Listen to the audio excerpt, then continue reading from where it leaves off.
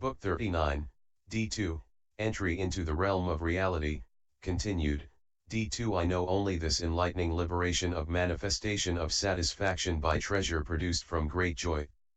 How can I know the practice or tell of the virtues of the enlightening beings in the presence of all Buddhas who have plunged into the ocean of commitment to omniscience, who have fulfilled the vow to accomplish the myriad past vows of all Buddhas, who have the mighty knowledge to enter all stages of enlightening upon entering one stage of enlightening, who have purified the practice of the vow to comprehend all practices of enlightening beings in one practice, who are masters of the state of comprehension of the whole ocean of all enlightening liberations in each enlightening liberation. In this same enlightenment site there is a night goddess named Sarvahagadrakshapranyanaviryaprabha, in the presence of the Buddha. Go ask her how an enlightening being is to develop sentient beings to supreme perfect enlightenment, purify all Buddhalans, serve all Buddhas, and practice all Buddha's teachings. Then Sudhana paid his respects to the night goddess Sarvavrikshaprafulanasu and went on. Sarvahagadrakshapranyanaviryaprabha. Then Sudhana went to the night goddess Sarvahagadrakshapranyanaviryaprabha and saw her sitting, in that same assembly, on a seat of jewels reflecting the abodes of all beings. Her body was covered with a net of jewels reflecting the principles of the cosmos.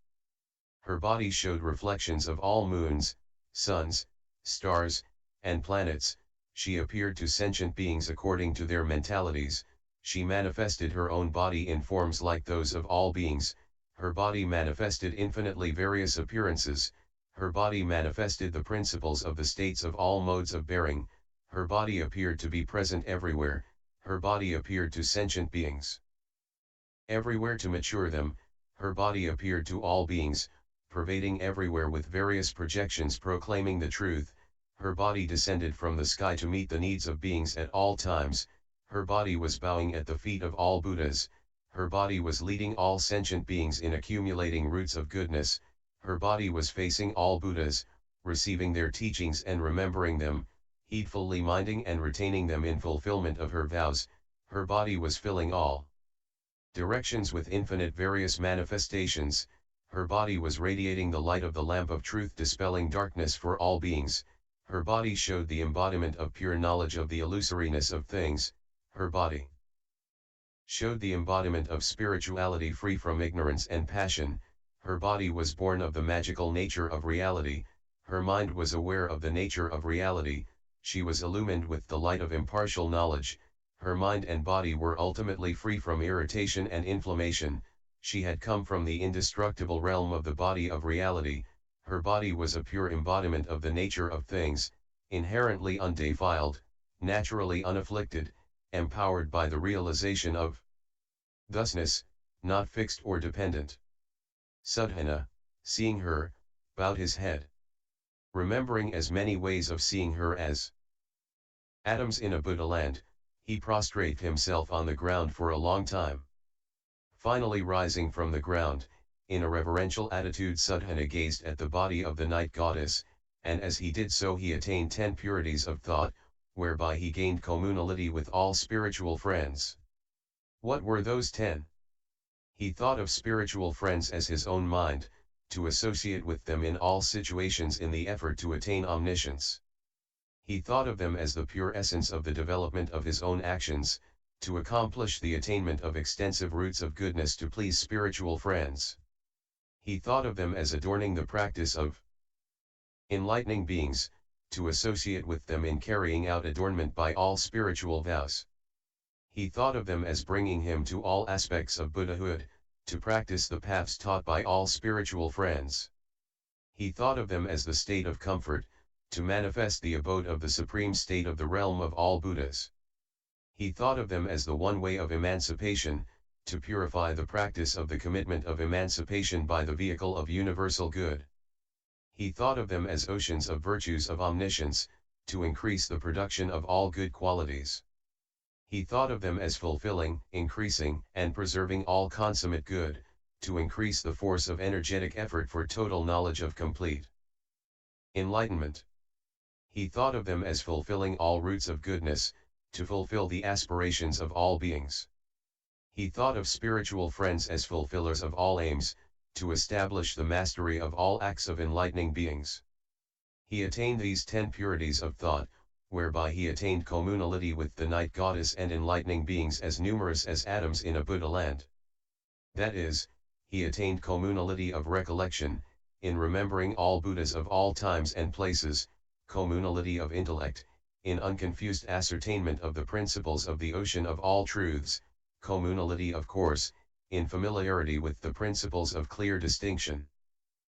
Following the courses of the teachings of all Buddhas, communality of enlightenment, so as to realize the ocean of all principles of all times by space-like awareness, communality of purity of faculties, so as to realize the knowledge of the ocean of faculties of all enlightening beings, communality of mental purity, so as to accomplish the path of adornment, achieving the virtues of the path of enlightening beings adorned by the protection and care of living beings in all ways, communality of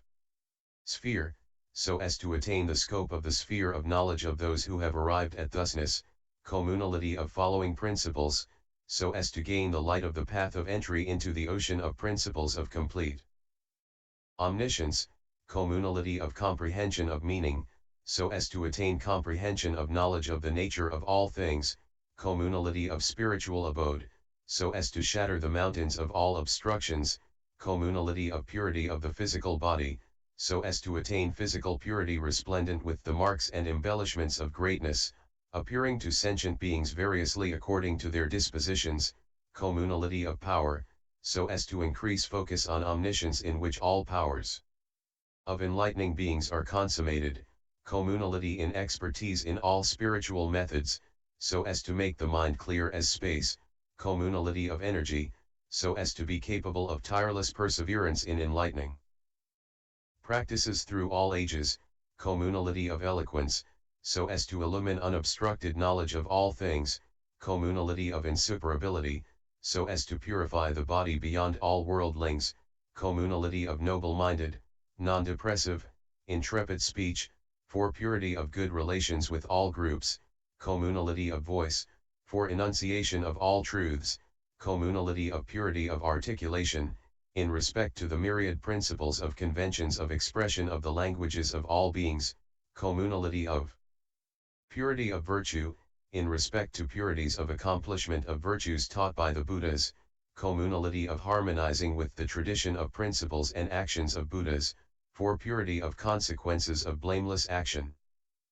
communality of devotion to truth, so as to turn the wheels of teaching of all Buddhas who appear in the world, communality of religious practice, so as to dwell in the knowledge of the realm of all Buddhas, communality of great kindness, so as to pervade the ocean of all beings in every moment with the various aspects of kindness, communality of entry into the ocean of great compassion, so as to rain teachings for the salvation of all beings, communality of physical action, for equality in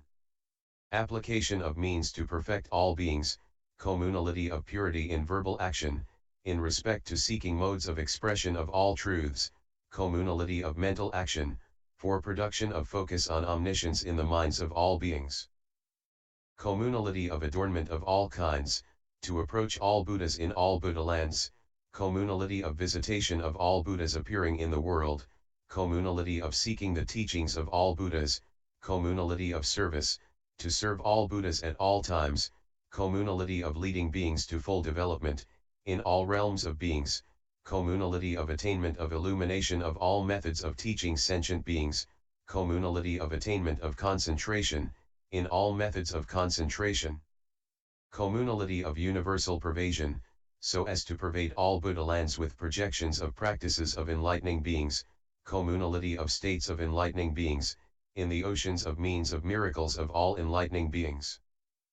communality of associates, associating with all enlightening beings in practice, communality of entry, entering the most suitable aspects of all worlds, communality of mental distinction of the extent of all Buddha lands, communality of differences in approach, according to differences in entering the ocean of all Buddha lands, communality of thorough penetration of the entire range of reason, in representations of endless knowledge of differentiations of all Buddha lands, communality of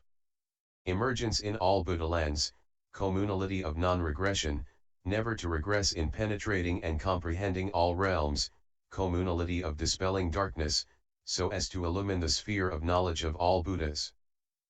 Awakening at the sight of enlightenment, communality of arrival in the oceans of audiences of all Buddhas, communality of pervasion of the network of all Buddha lands, in efforts to serve the Buddhas in untold Buddha lands, communality of direct knowledge of the connections of all principles of the teachings, communality of application, in undertaking all the principles of the teaching in order, communality of seeking, to purify intensive seeking for truth, communality of purity, in accumulating the adornments of enlightened virtues of physical, verbal, and mental action, communality of goodness of mind, to purify the sphere of knowledge of all things and the sphere of mind without evil thoughts, communality of vigor, in efforts to fulfill the undertaking of collection of all roots of goodness, communality of arrays of practices, in accomplishments of all enlightening practices, communality of unhindered state, in understanding the characteristics of all things, communality of skill in means, in mystical displays of the knowledge of each spiritual state, communality of purification of senses, in assumptions of suitable appearances according to the mentalities of sentient beings, communality of attainment of the concentration methods of enlightening beings, in cultivation of all enlightening teachings, communality of base, in the abodes of all Buddhas, communality of accession to the stages of enlightenment, in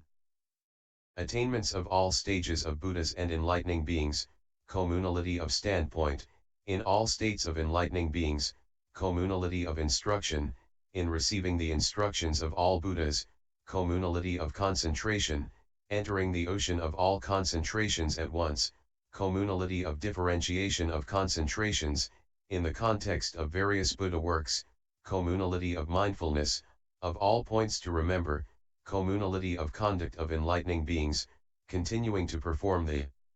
tasks of enlightening beings through all times, communality of pure faith, to expand the ocean of energy of joy of devotion to infinite enlightened knowledge, communality of destruction of all obstructions to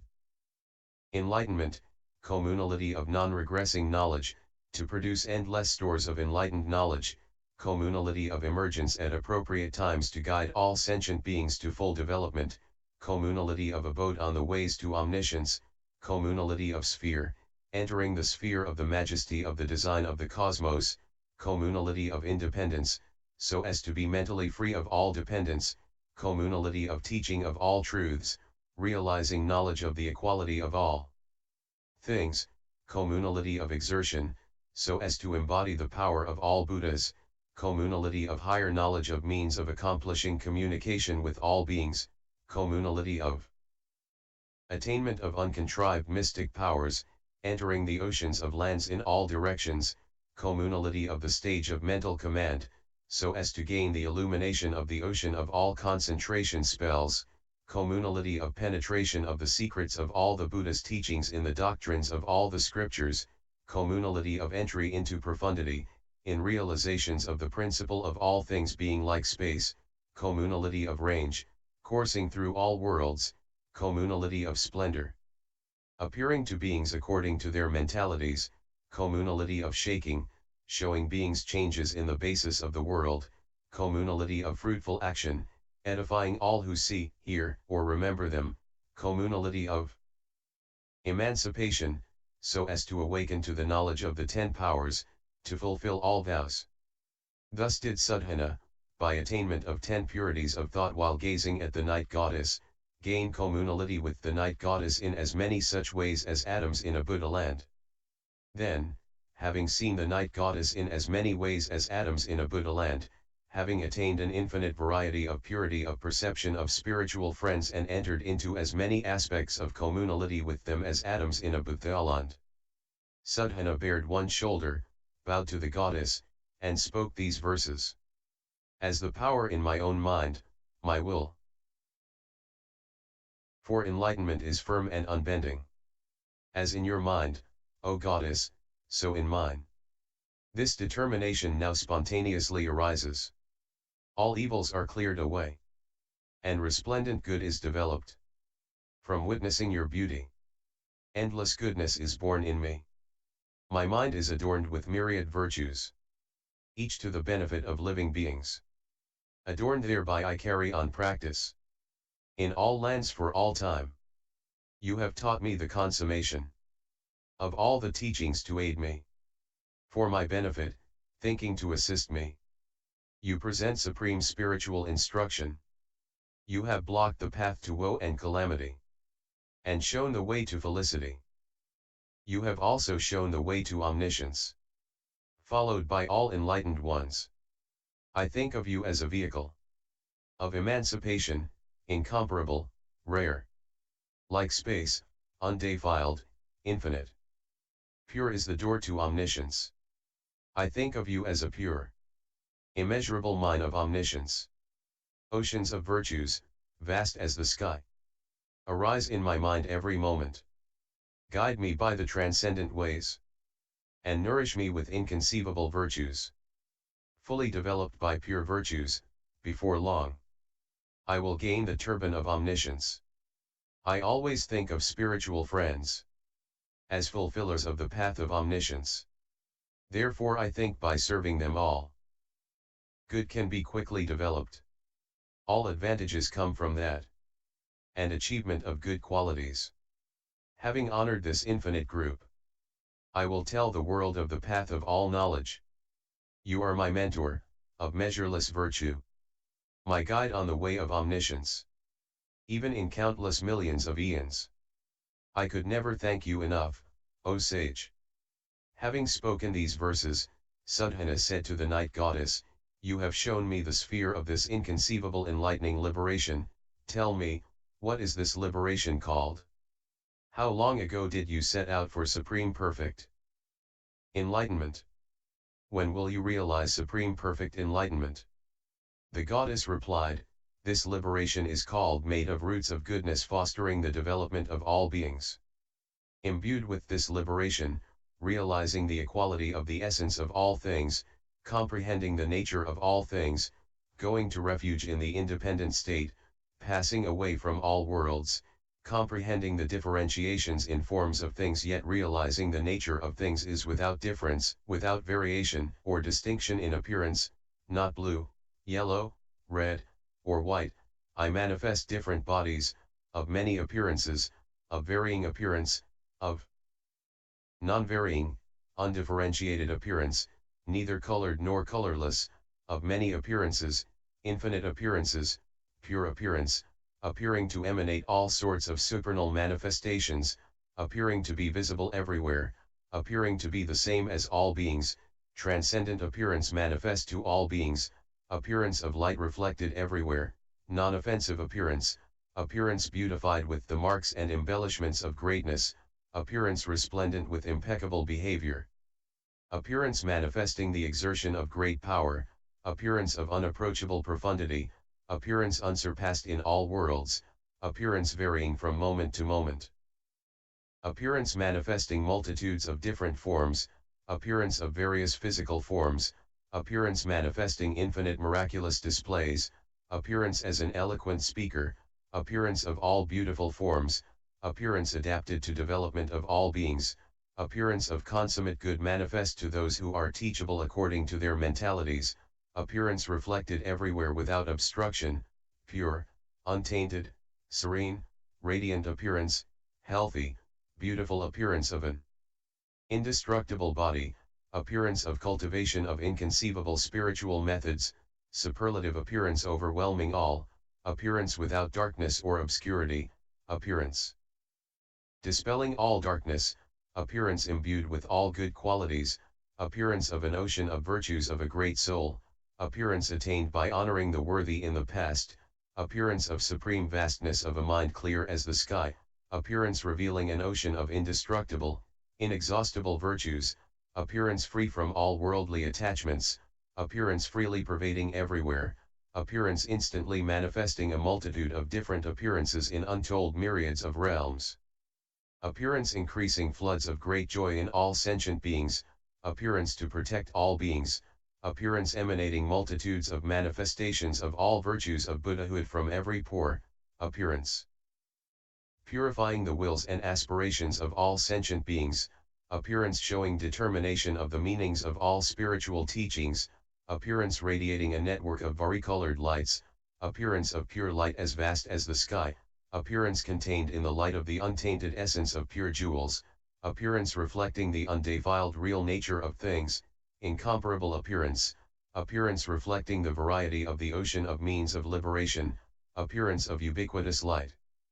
Appearance manifest to the world according to the time without fragmentation, appearance originating in the realm of tranquility and restraint, appearance quelling all afflictions, appearance revealing a field of blessing for all sentient beings, appearance producing calm by all means, appearance fruitfully manifest throughout the world, appearance revealing the exertion of great knowledge, appearance of an unobstructed all-pervasive body, appearance of a universally supreme body manifest in ways beneficial to all beings, appearance embodying an ocean of great love, appearance embodying a mountain of great virtue, appearance reflected in all states of being while independent of all worlds, appearance purifying the power of great knowledge, appearance coexisting with the memory of all worlds and beings, appearance of light of all jewels, appearance showing the matrix of the source of light, appearance corresponding to the faith of all beings, appearance actualizing expression of all knowledge, appearance with laughing eyes cheering the world, appearance of light of the finest arrays of all jewels, appearance without grasping yet not turning away from sentient beings, unfixed, uninvolved appearance, appearance manifesting mystical powers, appearance showing all kinds of miracles, appearance of revealing the roots of goodness of the enlightened, impeccable appearance arising from the ocean of principles of all realms of reality, appearance as reflections going to the assemblies of all Buddhas, appearance perfecting all kinds of forms, appearance resulting from good action, appearance adapted to guide those to be taught, appearance that all beings never tire of seeing, appearance radiating multicolored lights, appearance showing the ocean of forms of past, present, and future, appearance radiating lights of all colors, inexpressible appearance, appearance showing a variety of meanings in halos of light, appearance transcending all worlds, appearance manifesting as many suns as atoms in untold Buddha lands in each pore, appearance magically producing multitudes of forms like the clear moon, appearance emanating multitudes of mountains of flowers of infinite colors, appearance emanating garlands of all kinds of adornments, appearance manifesting multitudes of lotuses of all jewels, appearance tilling all universes with clouds of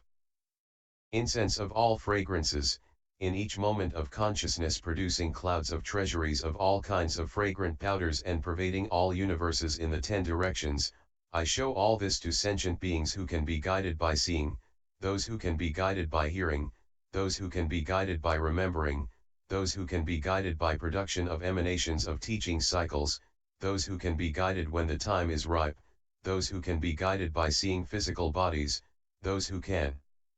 be guided by service, those who can be guided by comprehension, those who can be guided by manifestation of various miraculous effects, those who can be guided by manifestation of inconceivable miraculous effects. By mastery of minds, by mastery of timing, by mastery of prevention of evil deeds, by mastery of promotion of good deeds, by mastery of accomplishment of past great vows, by mastery of momentum toward omniscience, by mastery of the means of attainment of the immense miracles of the liberations of enlightening beings, by mastery of the source of power of great compassion accomplishing the salvation of all beings, by mastery of the will-producing purity of the ocean of great love, empowered by the enlightened. Thus, based on this enlightening liberation, fostering roots of goodness according to sentient beings' mentalities for their development, realizing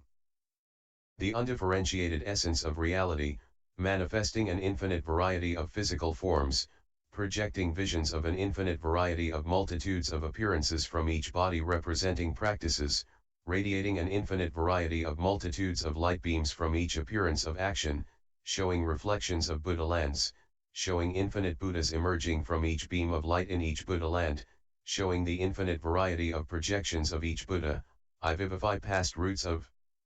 goodness, develop new roots of goodness, increase existing roots of goodness, and enhance developed roots of goodness, and in each mental moment I establish infinite beings in the stage of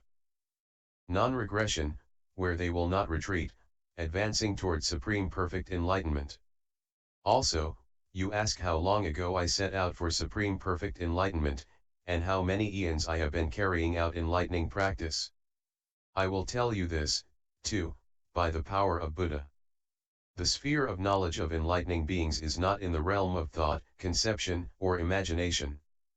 It cannot be known in terms of length or brevity of life, or in terms of defilement or purity of ages, or in terms of brevity or length of ages, or in terms of multitude or variety of ages, or in terms of variation or differentiation of ages. Why? Because the sphere of knowledge of enlightening beings is utterly pure in its essential nature, it is outside the net of all conceptions, it is beyond the mountains of all obstructions. It appears in the mind and sheds light on beings who can be guided, according to their mentalities, when the time is ripe for their development. It is like the sun, there is no reckoning of day and night on the sun, but when the sun has gone down that is known as the night, and when it has come up that is known as the day. In the same way, in the non-conceptual sphere of knowledge of enlightening beings there are no thoughts or conceptions of imaginations, or notions of cycle or duration or time frames, but when the will of enlightening beings arises, then by the light of the sphere of non-conceptual knowledge, and by mastery of timing in development of all sentient beings, conceptual calculations of ages, duration, and cycles are distinguished. In the sphere of non-conceptual knowledge, conceptual calculations of passage of time in past and future ages are distinguished. It is like the orb of the sun in the sky, it is perceived reflected in all jewel mountains, in all jewel trees, in all jewels, in all jewel treasuries, in all oceans, in all springs and streams, in all vessels of clear water, and in the minds of all beings. It appears to all beings, and is seen reflected in each particle of all the jewels. The sun does not originate in the jewel mountains, does not enter the jewel trees or particles, is not in the crystals, does not come to the jewel treasuries, does not enter the oceans, does not enter any bodies of water, yet it is seen within them all. In the same way a great enlightening being, leaving the ocean of existence, risen into the sky of the reality realm of the enlightened, dwelling in the realm of the sky of the essence of things, abiding in the sky of peace, is seen in all realms of existence in form similar to all sentient beings, for the development and civilization of sentient beings, yet the enlightening being is not stained by the ills of the mundane world, is not burnt by the suffering of death and birth, does not live by concepts and imaginations, and has no notion of length or brevity of the age. Why? The enlightening being is ultimately beyond all errors of mistaken conceptions, thoughts, and views, sees with accurate knowledge of all worlds as dreamlike, realizes all worlds are like magic, has attained knowledge of the realm devoid of beings, sees things as they are, and yet by control of great vows of the sphere of vast compassion appears to all sentient beings to guide them to perfection. Just as a boatman is always at work on the rivers to ferry people over, never ceasing, all his life never dwelling on the near shore or on the farther shore, and not remaining in midstream either, in the same way the enlightening being undertakes to save sentient beings from the current of the mundane world by the power of the boat of the transcendent ways. The enlightening being does not fear the near shore, does not think of the farther shore as safety, and yet is always engaged in ferrying sentient beings over.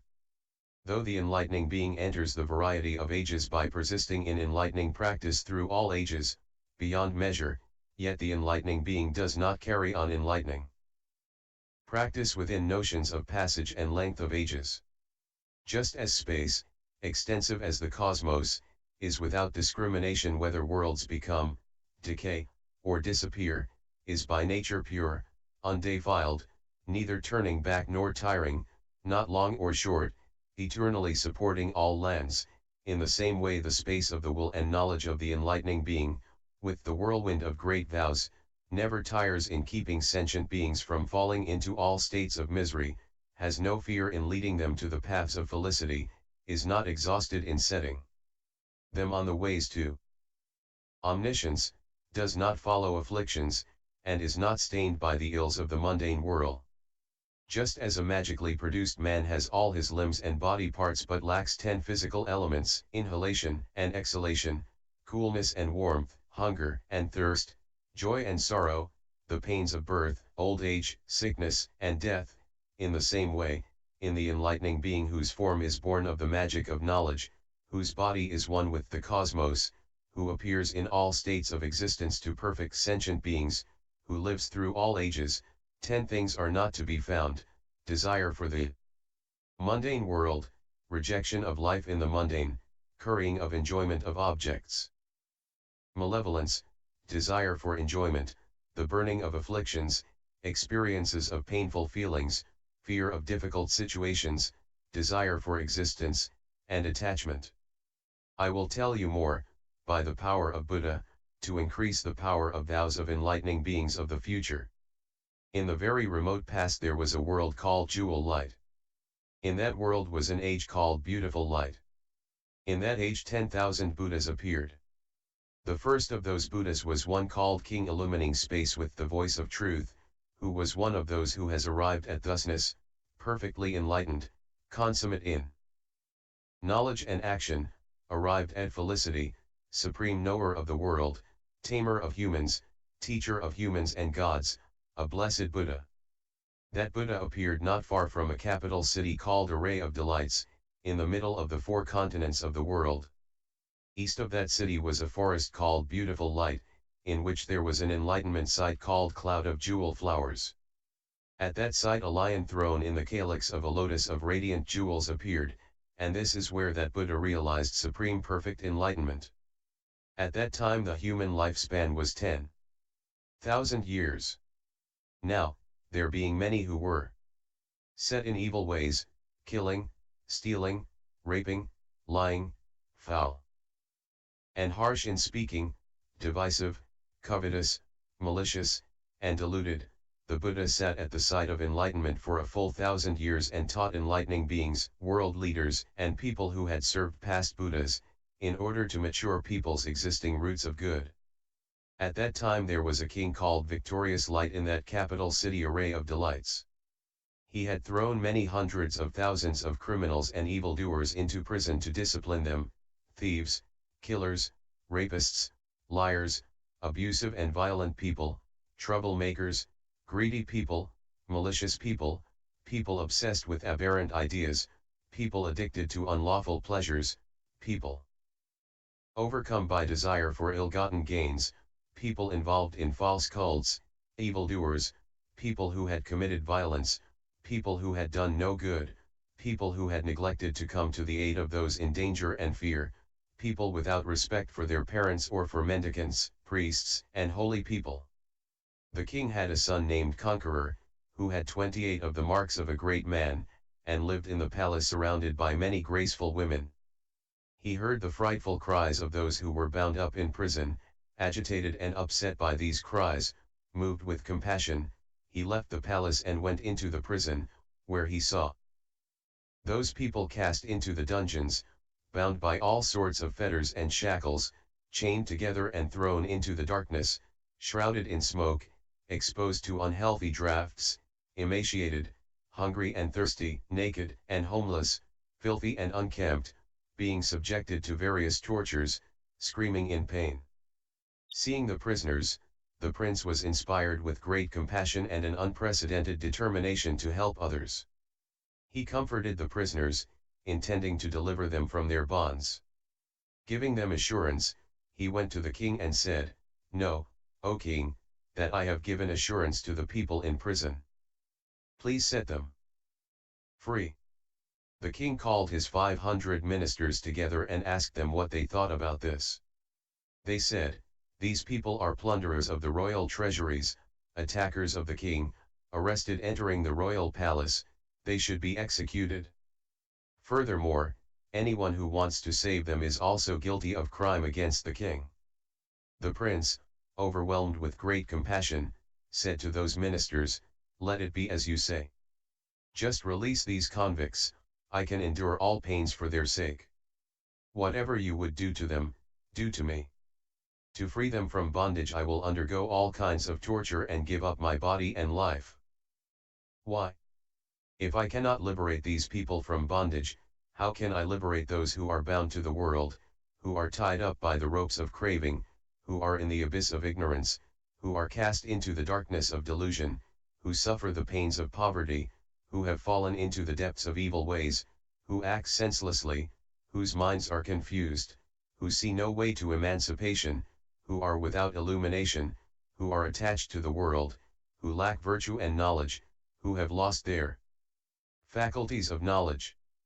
whose minds are tainted with various afflictions, who are flung in the mud of suffering,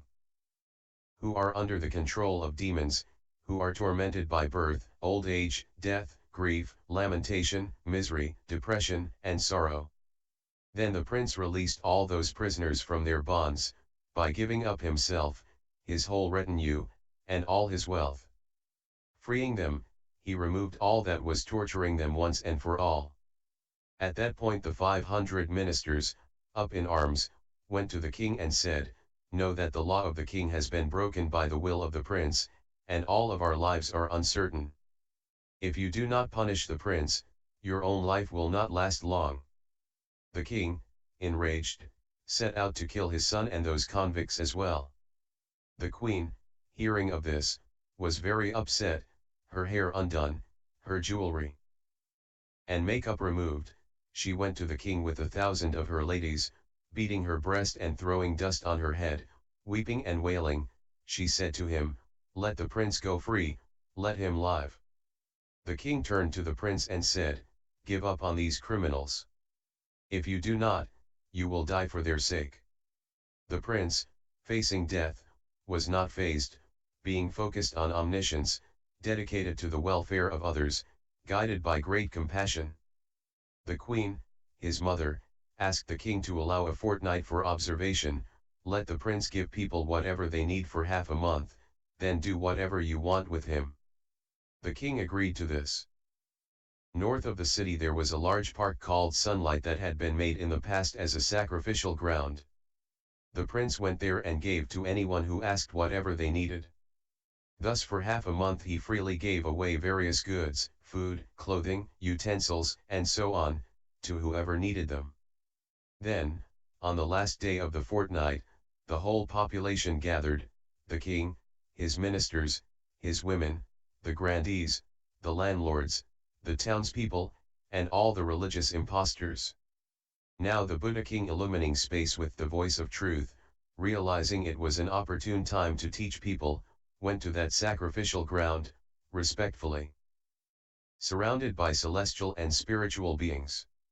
The crowd of people, and the prince, saw the Buddha coming from afar, serene, pleasant to see, senses calm, mind quiet, self-controlled, master of his faculties, tranquil as an elephant, clear as a pool of water, purified, undefiled, miraculously radiating light by the great power of a Buddha, overpowering with the mastery of a Buddha, shining with the magnificence of a Buddha, adorned with the marks and embellishments of a Buddha, pervading all worlds with the light of his aura, illuminating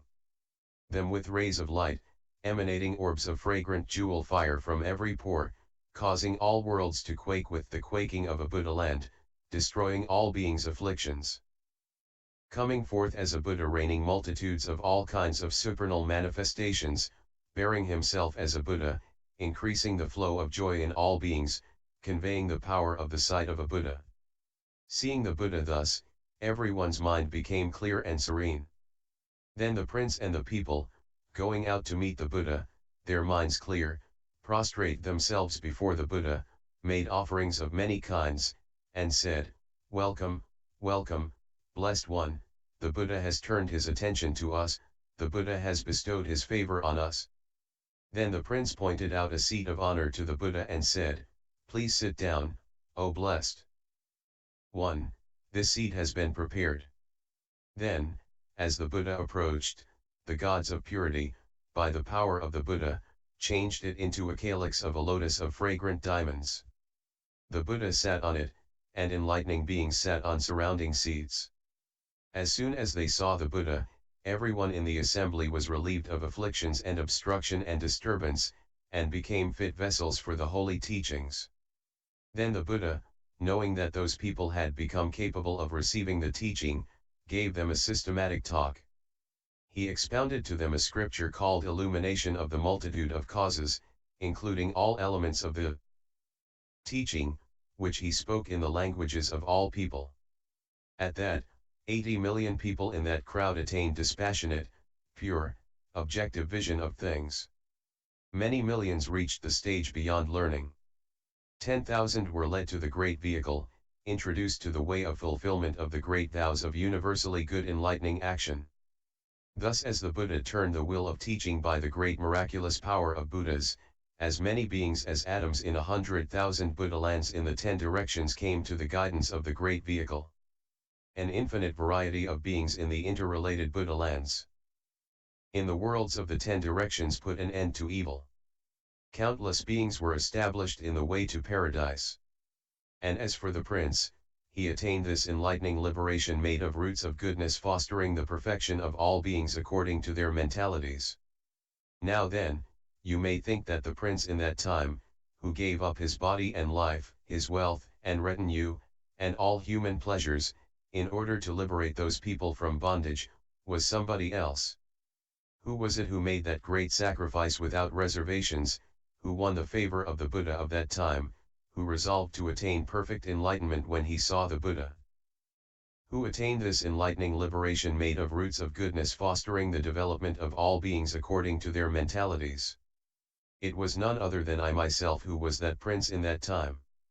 As that prince, overwhelmed by great compassion, set on the welfare of all beings, unattached to the things of the world, desiring only perfection, with no wish for glory, fame, or repute, not elevating myself, not degrading others, unattached to things, without any notion of existence, without desire for anything in the world, material or immaterial, indifferent to the pleasures of the world, attentive to the sphere of the enlightened, purely intent on enlightenment, having developed an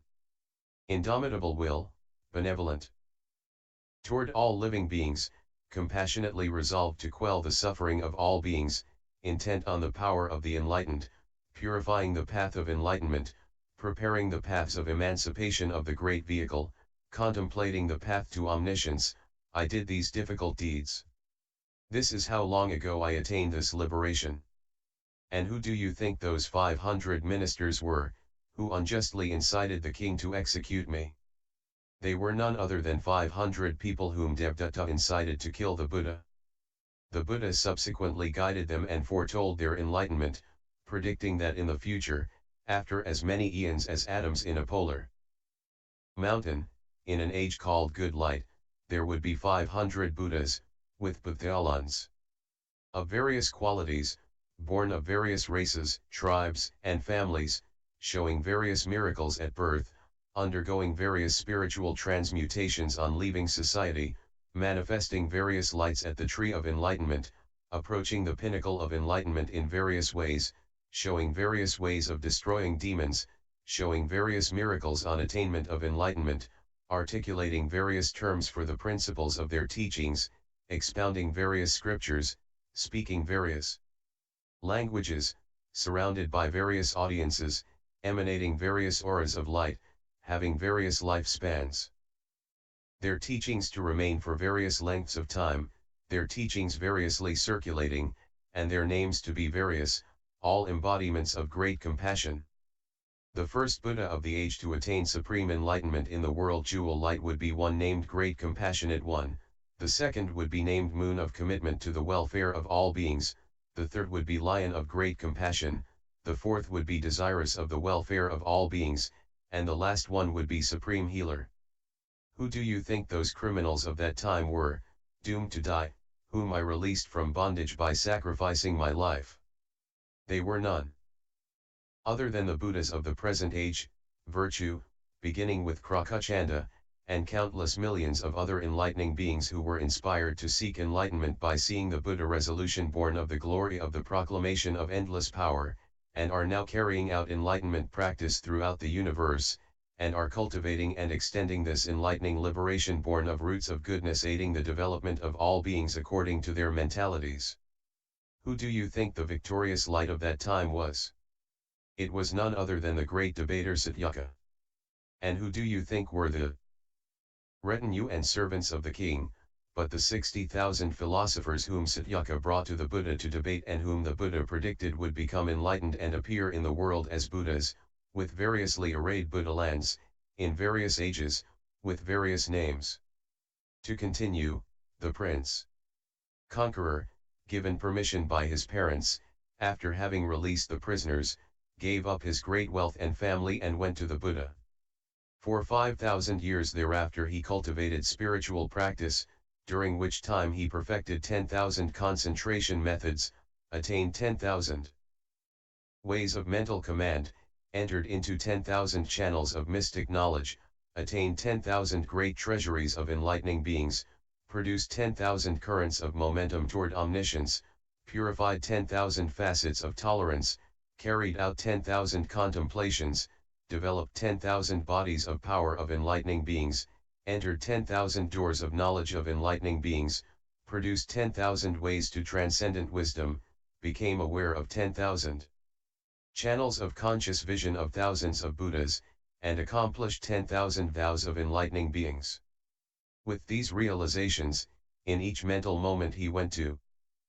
10,000 Buddhalands in the 10 directions, and in each moment of thought remembered 10,000 Buddhas past and future in each world, and he perceived 10,000 multitudes of emanations of those Buddhas radiating throughout the 10 directions.